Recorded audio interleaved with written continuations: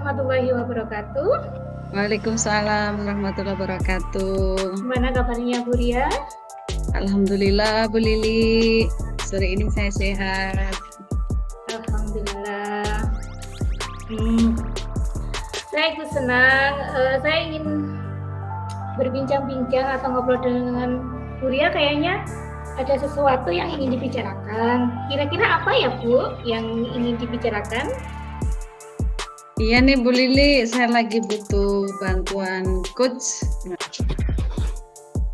Kira-kira apa ya Bu? Bu, ada permasalahan. Kira-kira permasalahannya apa ya Bu? Ini jadi begini Bu Lili, saya kan kebetulan ngajar di kelas 12 ya, kelas akhir di SMK. Nah, ini saya rasa anak-anak ini semangat belajarnya itu lagi menurun gitu. Karena pikirannya mereka sudah banyak yang fokus mau ujian akhir, mau ujian UKK ya. Kalau di SMK itu kami ada ujian kompetensi kejuruan. Nah, karena mereka terlalu fokus ke pikiran soal ujian, jadi semangat belajarnya setiap hari itu sudah mulai itu saya jadi kepikiran gimana ya, belum ujian udah resah duluan. Gimana kalau pas ujian nanti gitu Bu Lili. Dari percakapan ini kira-kira Bu Ria berharap apa ya? Kalau harapan saya sih mereka bisa memanajemen diri ya, kemudian saya ini juga bisa membantu sebagai guru, membantu permasalahan yang sedang mereka hadapi gitu. Jadi menumbuhkan semangat belajarnya lagi gitu. Itu keinginan harapan saya ya Bu ya. Semoga dengan percakapan kita nanti kita bisa menghasilkan solusi yang baik ya Bu Ria ya. Ya Bu Lili, terima kasih. Tadi Bu Ria punya masalah ketika anak kelas 9 mengalami kendala belajar kesulitan, kendala belajar kesulitan belajar yang akhirnya membuat semangat anak-anak itu jadi turun tidak lagi. Nah, kendalanya itu coba Bu Ria ceritakan kendalanya seperti apa sih atau kesulitannya sehingga anak-anak itu semangat belajarnya menurun. Menurut pengamatan saya di awal ya, jadi anak-anak ini mengalami penurunan semangat belajar itu satu mungkin lelah. Yang kedua, mereka itu terlalu takut ya, pikirannya itu sudah langsung ujian nanti susah. Jadi takut duluan. Kemudian ketika menemukan satu kendala di satu pelajaran, di mata pelajaran tertentu yang mungkin merasa kesulitan anaknya. Nah, takutnya semakin menjadi-jadi. Akhirnya di kelas itu tidak semangat lagi. Pikirannya udah aku nggak bisa gitu. Akhirnya nggak mau belajar anaknya. Begitu boleh, itu identifikasi awal saya ya. Saya rasa mereka satu lelah, kemudian pikirannya itu terlalu fokus ke ujian, tertekan, akhirnya malah mempengaruhi proses pembelajaran yang sekarang sedang dilakukan.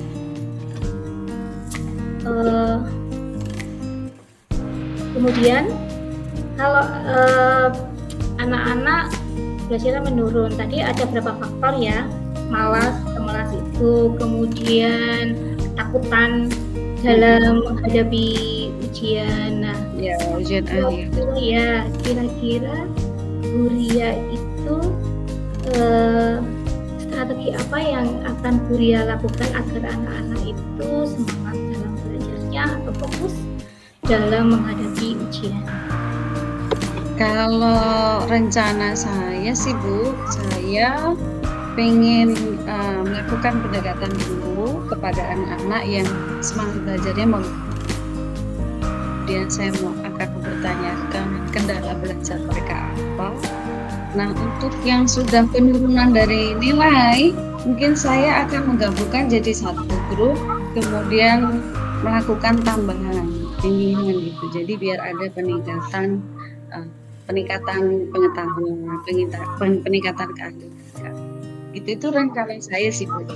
Jadi karena di 3 kelas 12 ini dengan karakter kelas yang berbeda, tapi permasalahan itu muncul di semua kelas begitu. Menurunnya semangat belajar siswa kelas 12. Itu Bu Liti. Jadi ibu mau melakukan pendekatan ya sama anaknya, sama anaknya. Kemudian setelah melakukan pendekatan itu, gimana anak-anaknya itu, Bu?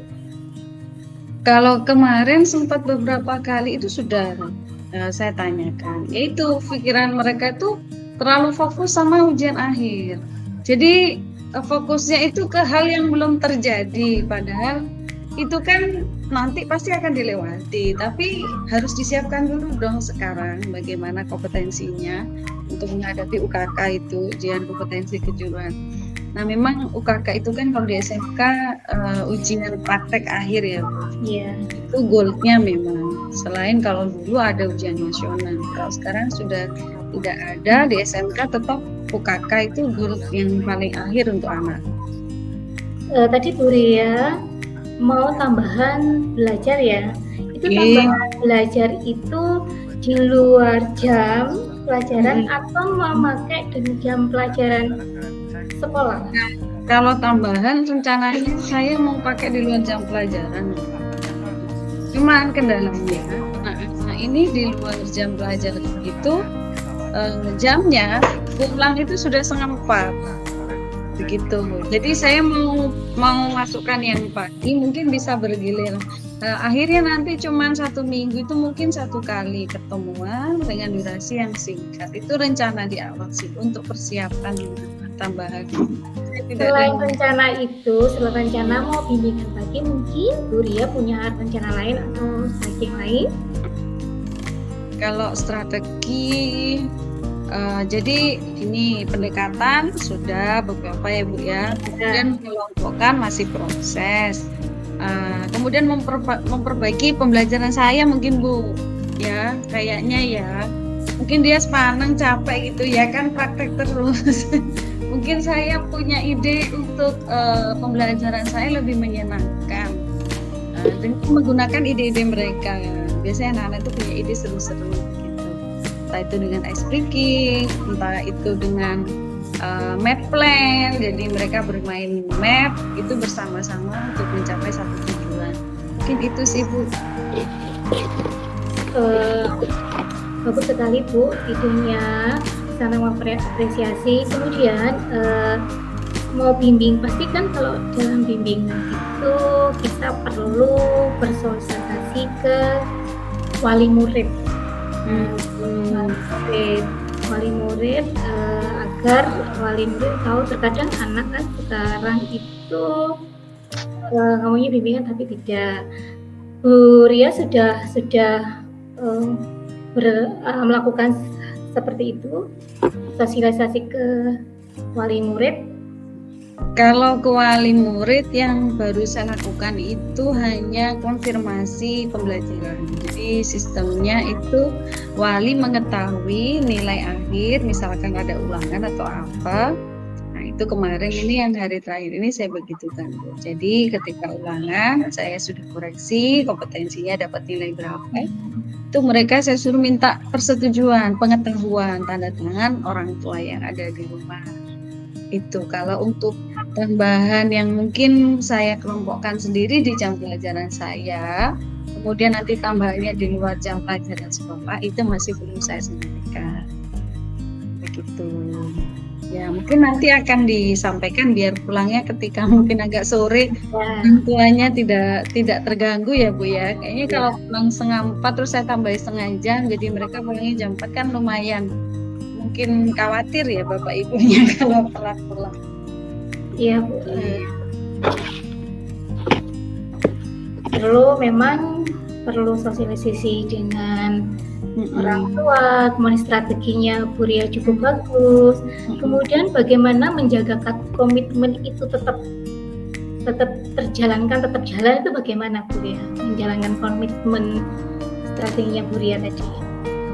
Mungkin secepatnya Bu, saya akan melakukan perubahan pembelajaran, kemudian mengelompokkan untuk membantu yang kesulitan belajar ini. Kalau yang mengelompokkan ini sudah saya lakukan, cuman belum saya buatkan jadwal untuk tambahan. Kemudian kalau untuk pembelajaran ini juga dalam proses ya, secepatnya mungkin biar anak-anak lebih happy ya, kayaknya memang iya ya kalau pembelajarannya yang dirubah mungkin dia bosannya hilang. Karena mau ujian akhir tuh anak-anak ini sudah mulai menurun Bu, di kelas itu pada bengong. Kadang sajak ngobrol itu kalau habis satu soal itu sudah kelelahan gitu. Kan mata pelajaran saya kan mata pelajaran produktif ya. Jadi kalau sudah praktek satu soal itu lumayan menguras gitu bimbingan. Jadi kalau sudah satu soal aja udah lelah gitu, apalagi nanti kalau UKK itu kan bersambung ya, kalau akuntansi itu mulai jam pagi, mulai jurnal sampai selesai siklus itu jam 5 sore. Itu khawatir aja sih. Mungkin itu juga yang ditakutin sama anak-anak ya. Ya Bu, dari percakapan ini ide Bu Ria itu sangat bagus dan komitmen pun akan segera terlaksana kan minggu-minggu, semoga terlaksana minggu-minggu ini Bu ya. Iya. Semua permasalahan Ibu dengan tadi strategi itu dapat menyelesaikan permasalahan yang Ibu hadapi, dan semoga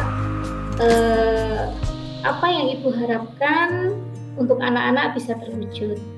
Amin. Terima kasih Bu Lili. Sama yang mau berdiskusi bersama saya di sore hari ini.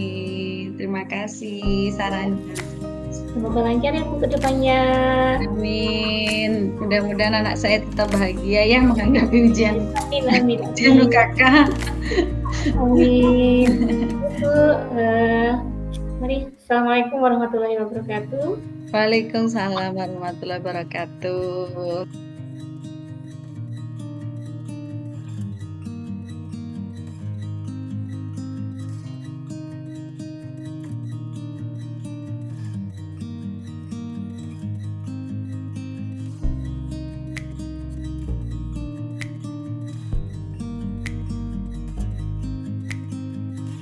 Assalamualaikum warahmatullahi wabarakatuh Bu Lili. Waalaikumsalam warahmatullahi wabarakatuh. Gimana kabarnya hari ini? Alhamdulillah sehat Bu Ria. Bu Ria gimana kabarnya?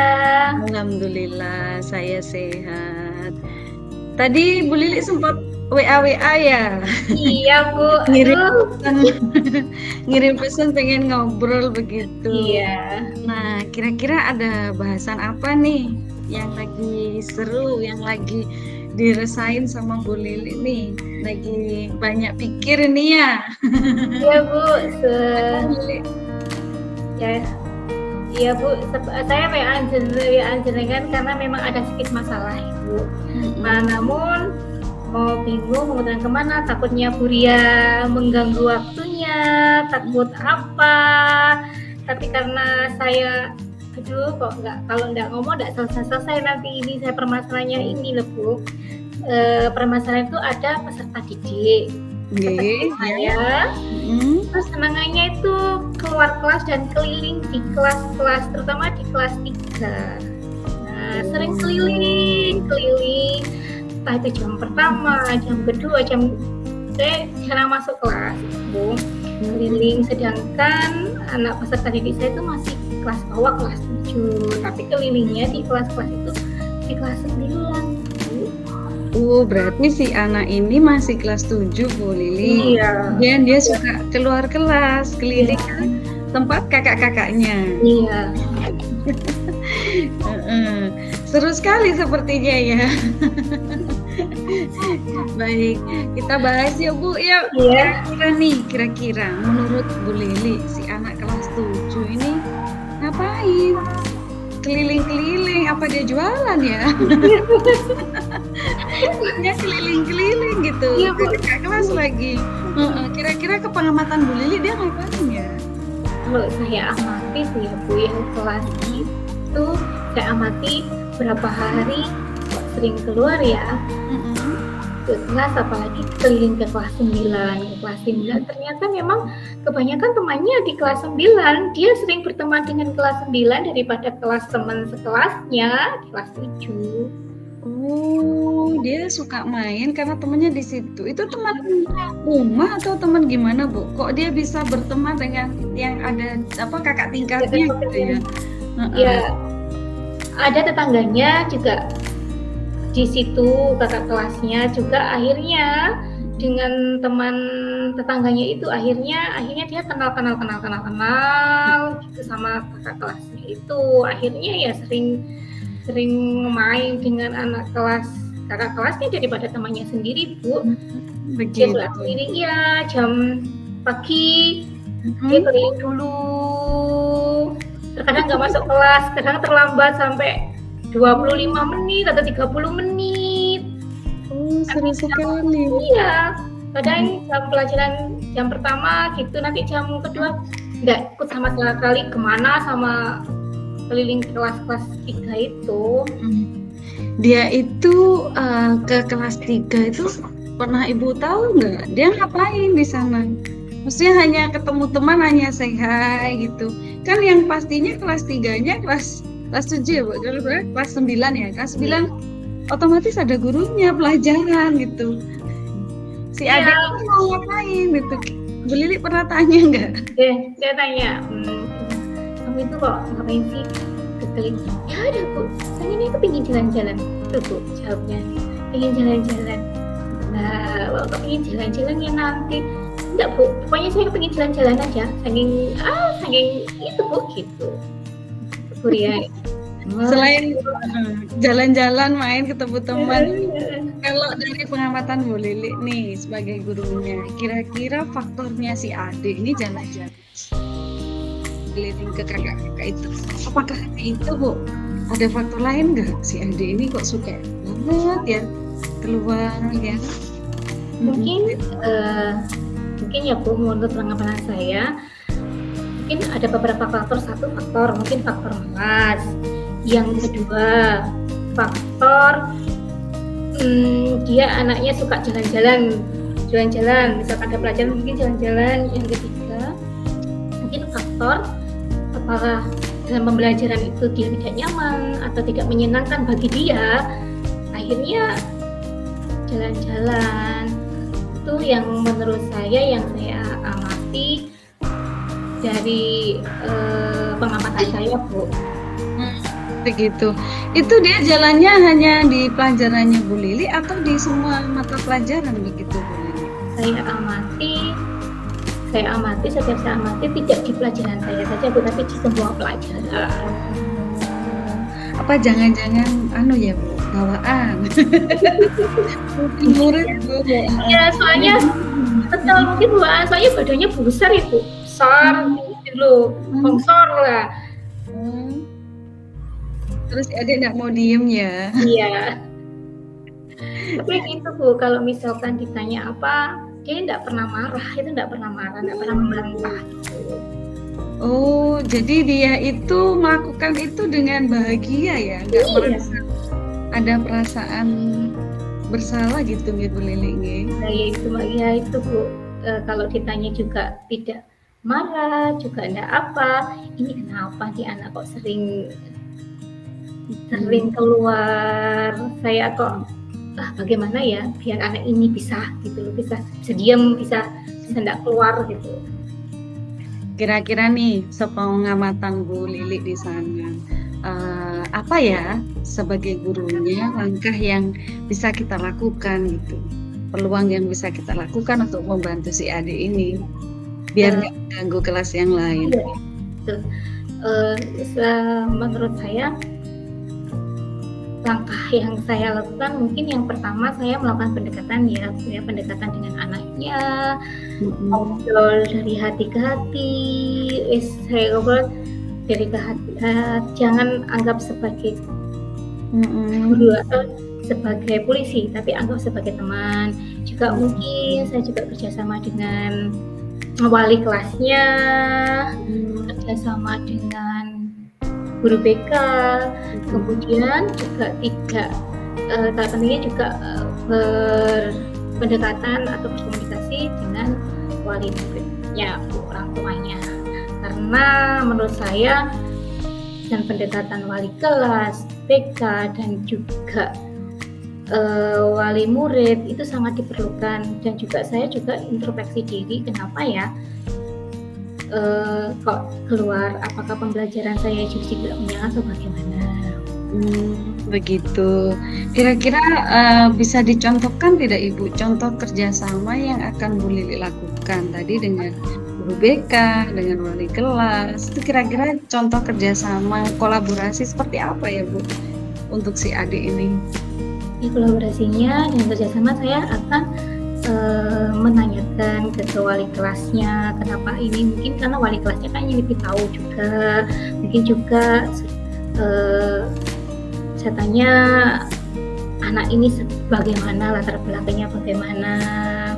Kemudian saya juga meng-cross-check di guru BK ini, anak ini pasti dari awal kan sudah ada data-data dari anak yang masuk ke anak Iberia, Bapak PPDB kan pasti sudah ada data anak-anak ini, kelas ini dari SD seperti ini kan pasti ada di misalnya kita. Kemudian dipanggil juga anaknya, berikan saran, mungkin motivasi sama warga sama guru BK-nya, dan juga orang tuanya bisa datang ke sekolah. Selama ini yang treatment yang pernah Bu Lili lakukan untuk si adik ini apa Bu? Treatment yang saya lakukan adalah saya ngobrol dulu dengan anaknya Bu. Saya ngobrol dengan anaknya, kemudian saya juga minta nomor telepon orang tuanya, saya komunikasi dengan orang tuanya bagaimana anak peserta didik saya ini kok sering, juga saya sering tanya ke orang tuanya begini, kenapa kok sering jalan-jalan seperti itu. Dari obrolan yang Bu Lili lakukan dengan si adik, ada nggak hal-hal yang menarik yang mungkin bisa jadi acuan Bu Lili untuk treatment berikutnya? Nah, ada obrolan waktu itu saya melakukan pendekatan ngobrol gini, ala bu, cuma jalan-jalan tok. Jalan-jalan tok tidak mengganggu. Apa mungkin saya juga tanya, apakah pembelajaran ibu ini tidak menyenangkan? Ya terkadang Bu sambil senyum-senyum seperti itu. Tuh berarti dengan perkataan seperti itu berarti saya harus introspeksi diri, harus menggunakan metode yang mungkin bagi dia menyenangkan, karena dia kalau diam itu tidak bisa Bu. Oh, diem nggak bisa ya? Ya gitu tuh. Oh, berarti Bu Lili mungkin bisa menggunakan metode analitik Bu, suruh gerak, Ya, mencari apa gitu pembelajarannya ya, cari rumus, cari keliling, menghitung. Mungkin bisa begitu Bu Lili. Jadi dia kan seru tuh kalau jalan. Kalau duduk diam itu kalau duduk diam itu gini Bu, diam itu bingung, gini tole-tole apa gitu, pokoknya mencari sesuatu yang dia buat dia nyaman, senang gitu loh. Jadi harus memberikan suatu metode yang buat dia nyaman, berarti dia nyenang untuk mencari sesuatu yang dia aku senang nih iki gitu. Berarti Bu Lili sudah menemukan ya sebetulnya cara untuk si adik ini. Kemudian kolaborasi tadi apakah sudah pernah disampaikan Ibu dengan Bapak Ibu BK atau wali kelas yang ingin dengan ajak berkolaborasi? Sudah Bu, saya sudah ngomong sama guru kelasnya, juga guru BK-nya sudah ngobrol. Ini bagaimana dengan si anak ini gitu. Begitu, berarti Bu Lili ini tinggal action yang mana ini untuk menyelaraskan si Dede ini? Semua sudah pendekatan sudah ngobrol, bicara pembelajaran untuk kinestetik, kolaborasi sudah. Berarti Bu Lili sudah sangat luar biasa loh. Sudah menemukan titik temu. Nah, kira-kira yang masih merasakan itu apanya nih Bu? Perlu komitmen ini Bu Lili ini. Perlu dikuatkan komitmennya.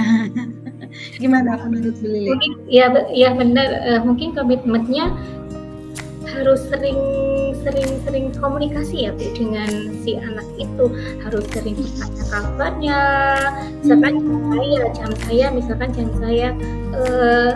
silakan kemana ya, saya kemudian saya menemui dia, saya cari menemui dia, kemudian ajak ngobrol, komunikasi, kemudian juga sering sama juga komunikasi dengan orang tuanya. Intinya saya sering-sering komunikasi dengan dia dengan kontinu, dengan kesabarannya, dengan ketelaten. Saya harus telaten dan sabar, dan juga harus memberikan motivasi, saran dan semangat agar dia merasa nyaman di sekolah. Baik, berarti Bu Lili sudah menemukan satu cara komitmen diri ya Bu ya, untuk menyelesaikan masalah problem yang sedang diresahkan. Jadi si Dede ini berarti sangat membutuhkan perhatian dan kasih sayang sepertinya ya Bu ya. Selain pokoknya juga Bu Lili tadi kayak nggak mau diem Bu. Kalau dia nggak bisa mikir. Selain mungkin tipe profil belajar kinestetik, si Ade ini juga membutuhkan kasih sayang.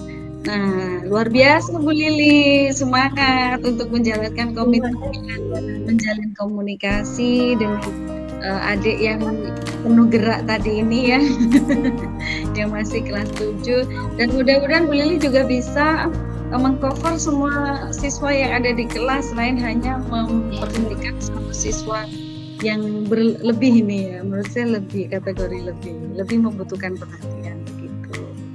Bagaimana Bu Lili diskusi kita sore hari ini? Terima kasih Bu, dengan diskusi ini, dengan ngobrol kita hari ini, saya sedikit lega, tidak terbebani, tidak bingung langkah apa yang saya harus lakukan. Dan terima kasih Bu Ria, dengan saya menjadi agak lega sudah. Sangat luar biasa Bu Lili. Bu Lili ini sudah banyak menjalankan treatment, sudah melakukan aksi begitu. Hanya membutuhkan ketetapan hati untuk memiliki keyakinan melanjutkan programnya, komunikasinya biar tetap terjalin. Jangan lupa tadi Bu, seperti yang disampaikan Bu Lili, untuk menjalin komunikasi dengan orang tua. Kan tadi Bu Lili juga sudah komitmen yang itu juga boleh dimasukkan Bu Lili untuk biar ada terjalin. Jadi kalau kurang kasih sayangnya dari sekolah sudah dapat dari Bu Lili, mungkin di rumah juga bisa dilebihkan lagi kasih sayangnya oleh orang tua. Iya Bu Lili, mudah-mudahan bermanfaat ya. Terima kasih. Terima kasih Bu Ria, terima kasih. Assalamualaikum warahmatullahi wabarakatuh. Waalaikumsalam warahmatullahi wabarakatuh.